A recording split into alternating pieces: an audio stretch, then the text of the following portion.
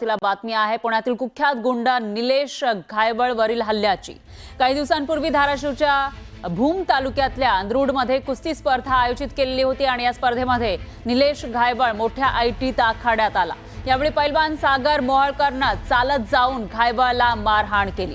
मारहाणीचा 7 सेकंदांचा हा व्हिडिओ त्यावेळी व्हायरल झाला होता। मात्र त्या व्हिडिओ नंतर घायवळला मारहाण झालीच नाही असा दावा आयोजकांकडून करण्यात आला होता। पण आता मारहाणीचा तो व्हिडिओ न्यूज 18 लोकमतच्या हाती लागलेला आहे, त्यामुळे त्यावेळेला नेमकं काय घडलं होतं हे तुमच्या लक्षात येऊ शकेल। तर हे व्हिज्युअल आहे ज्यावेळेला घायवळला मारहाण झालेली होती, त्यावेळेला कशा पद्धतीने एका पैलवानाने गुंड घायवळला मारहाण केली होती त्याची दृश्य या व्हिडिओमध्ये कैद झालेली आहेत। निलेश घायवळला हाणलेला होता एका पैलवानाने आणि त्याच्यानंतर कांगावा करण्यात आला होता। मारहाण झालीच नाही असं सांगितलं जात होतं आणि जेव्हा मारहाण झाली त्याच्यानंतर घायवळ हा तिथून काढता पाय त्याने घेतल्याची माहिती समोर आली होती। पण आयोजकांनी अशा पद्धतीचं काहीही घडलेलं नाही असं म्हटलेलं होतं। पण हा जो व्हिडिओ आहे त्याच्यामधून लक्षात येते आपल्या की त्या आखाड्यामध्ये नेमकं काय घडलं होतं त्याचा हा एक्सक्लुझिव्ह व्हिडिओ न्यूज 18 लोकमतच्या हाती लागलेला आहे। रिंगमध्ये आयटीत आलेला होता घायवळ, मात्र त्याच्यानंतर तो तिथून मार खाऊन गेला होता आणि कशा पद्धतीने त्याला हाणलेलं होतं तेच सांगणारा हा व्हिडिओ न्यूज 18 लोकमतच्या हाती लागलेला आहे। दरम्यान याविषयी अधिक माहितीसाठी आपले प्रतिनिधी बालाजी निरफळ हे आपल्यासोबत जोडले गेले आहेत। बालाजी, काय सांगाल, त्या दिवशी रिंग मध्ये आल्यानंतर कशा पद्धतीने घायवळला मारहाण झाली हे दाखवणारा हा व्हिडिओ, नेमकं काय घडलं होतं त्या ठिकाणी आणि त्याच्यानंतर कशा पद्धतीने मारहाण झाली नाहीचा कांगावा करण्यात आला? पुन्हा एक जर बघितलं तर कुख्यात गुंड म्हणून बिरोधावली मिरवत हा जो आहे तो निलेश घायवळ पुण्यामध्ये ज्या पद्धतीने पोलिसांनी त्याचा बंदोबस्त केल्यानंतर तो धाराशिव असेल किंवा बीड असेल किंवा अहमदनगरचा भाग असेल हा राजरोसपणे फिरतोय आणि असाच कुस्तीच्या आखाड्यात जो आहे तो अंदरूडमध्ये ज्या भूम तालुक्यात कुस्त्या आयोजित केल्या होत्या त्या कुस्त्यामध्ये तो जो आहे तो शेवटच्या टप्प्यात जी थापाची कुस्ती लागणार होती त्याच्या अगोदर तो रिंगमध्ये आला होता आणि त्याच आखाड्यात आल्यानंतर तो लोकांशी हस्तांदोलन करताना हा जो सागर मोहोळकर आहे त्यानं येऊन निलेश घायवळच्या कानफटात लगावली होती आणि आपण स्पष्टपणे या व्हिज्युअलमध्ये दिसतंय आपल्याला की त्याच्या कानफटात कशा पद्धतीने त्यानं मारली। त्यानं मारल्यानंतर निलेश घायवळ हा जो आहे तो 2-3 फूट मागे देखील सरकलेला या व्हिज्युअलच्या माध्यमातून आपल्याला दिसू शकतोय।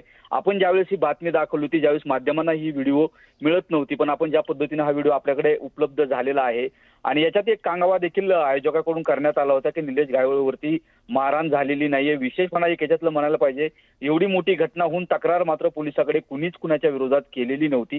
पोलिसांनी याच्यामध्ये 194 नवीन कलमानुसार ज्या 194(2) यानुसार जो आहे तो गुन्हा दाखल केला होता। सोमोटो गुन्हा म्हणता येईल त्याच्यात। गुन्हा दाखल केल्यानंतर बालाजी थोडंसं थांबवते मी, फोनवरून ज्ञानेश्वर गीते कुस्ती स्पर्धेचे आयोजक आपल्यासोबत जोडले गेले आहेत। ज्ञानेश्वर गीतेजी, हा व्हिडिओ ज्याच्यामध्ये घायवळला मारहाण झाल्याचं दिसतंय, तुमचं आता काय म्हणणं आहे? ही बातमी अगदी चुकीची आणि अफवा पसरणारी आहे। कारण मी ज्ञानेश्वरजी व्हिडिओ आहे, व्हिडिओ दिसतोय। नाही हो, अगदी व्हिडिओ बरोबर आहे, परंतु तो पैलवान समोरून आलेला आहे, तो अग्रेसिव्हपणाने पंच कमिटीकडे आणि स्वतः माझ्याकडे मागणी कुस्ती लावण्यासाठी या ठिकाणी तो आग्रही होता। तो आग्रही आमच्यावर अग्रेसिव्ह होता, निलेश घायवळ यांच्यावर ती नव्हता। तो व्हिडिओ मध्ये तुम्ही व्यवस्थित नीट पहा, निलेश घायवळच्या बाजूला दुसरे त्यांचे सहकारी आहेत, त्यांनी त्याला बाजूला लोटण्याचा प्रयत्न केलेला आहे, परंतु कुठल्याही प्रकारची चापट मारली नाही किंवा श्रीमुखात लावली नाही किंवा हल्ला झालेला नाही। या उलट त्याला पुन्हा ढकलून बाहेर काढलेले आम्ही, त्याच्यामुळं एकमेकावर गुन्हे दाखल करायचा किंवा कुठल्याही प्रकारचा प्रश्न निर्माण झालेला नाही।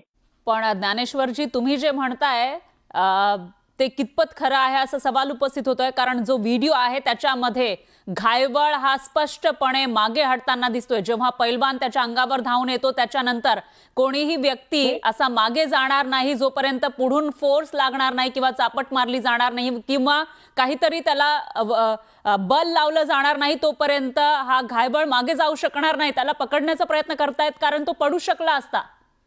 माझी आपणास सर्वांना पुन्हा विनंती आहे की तो आपण व्हिडिओ पुन्हा पाहावा, कारण त्यामध्ये फक्त घायवळच पाठीमागे सरलेलं नाही तर मी सुद्धा, माझे पांढरे कपडे अंगावरती आहेत, माझे सहकारी एक बाळासाहेब लिमकर माझ्या गावातले सहकारी आहेत, आम्ही सर्वजणच तो जो आमच्या अंगावर आक्रमक दिशेने येत होता त्याच्यामुळे आम्ही सर्वच पाठीमागे त्याला लोटायला म्हणजे त्याला पाठीमागे चालण्याचा जेव्हा प्रयत्न झाला इतर लोकांचा तेव्हा आम्ही सगळेच पाठीमागे सरलो।